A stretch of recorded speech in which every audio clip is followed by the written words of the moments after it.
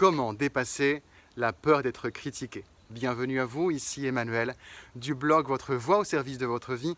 Être critiqué, ce n'est pas agréable. Ici, je parle évidemment de la critique négative. Personne n'aime ça, mais ça fait partie du deal. Je vais vous parler en tant qu'artiste. J'ai fait de très nombreux concerts, vous le savez. J'ai eu l'audace de travailler pendant plus de 10 ans sur l'art de l'improvisation. Et une improvisation dans un domaine de musique classique qui faisait débat, qui fait toujours débat. Des personnes se disaient, mais non, en fait, je suis sûr, c'est pas des impros, c'est préparé. Je vais vous dire une chose, j'ai pas une mémoire assez importante pour mémoriser tout ce que j'ai chanté en impro. Mais ça, les personnes ne voulaient pas le croire. Ça fait partie de la critique, mais tellement plus de personnes étaient inspirées par ce que je faisais en tant qu'artiste que celles qui critiquaient, que qu'est-ce que j'ai fait? J'ai choisi d'écouter les personnes qui nourrissaient ma vision, nourrissaient mon pourquoi, c'est apporter une forme de beauté, une forme d'instant de création dans ma vie artistique.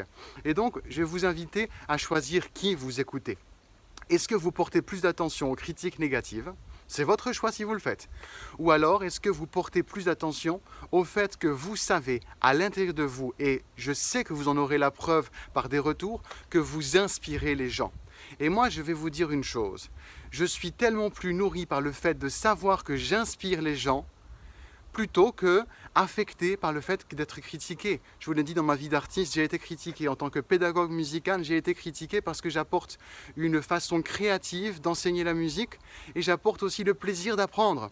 Et beaucoup de personnes se disent non, il n'est pas censé être fait de façon ludique l'enseignement, on n'est pas censé aimer apprendre la musique comme ça, on doit souffrir quand on apprend la musique. Ça fait partie de ce que certaines personnes pensent, tant pis pour elles. Moi je sais que j'apporte une autre façon. Je vous donne comme ça deux sources en fait de mon expérience à propos des faits d'être critiqué.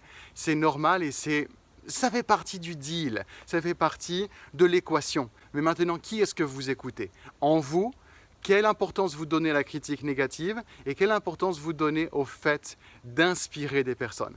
C'est tellement plus nourrissant, tellement plus nécessaire en fait d'inspirer les personnes. C'est ce que je fais avec ce blog, avec cette chaîne, avec mes médias sociaux. Et je sais que vous êtes nombreuses et nombreux à être inspirés, à avoir des nouvelles pistes, à se dire « mince en fait ». Peut-être que c'est si facile d'avoir une voix qui passe plus facilement.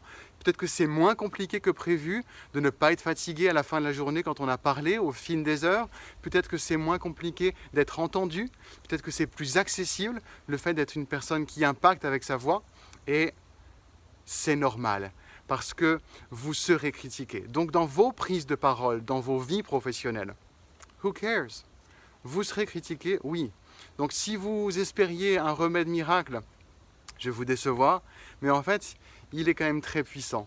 Le fait de savoir au plus profond de vous pourquoi vous parlez, quel est le projet que vous défendez, quelle est la vision que vous animez et que vous portez, parce que vous êtes porteur d'une vision et ça a tellement plus de force, de valeur, que le fait d'entendre une critique directe ou indirecte. Et je sais, on le sait tous, que la critique indirecte est quelquefois la plus blessante parce que ça arrive par la bande du billard, ça arrive parce qu'on a entendu une conversation dérobée.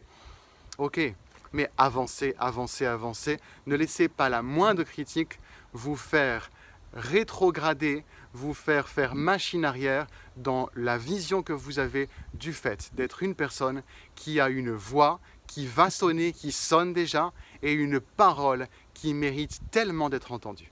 Je vous dis à demain pour la suite du défi. Si ce n'est pas déjà fait, abonnez-vous à cette chaîne pour être notifié notamment de la vidéo qui arrivera demain. Et portez-vous bien, faites sonner votre voix, elle le mérite et vous le méritez. Ciao, ciao.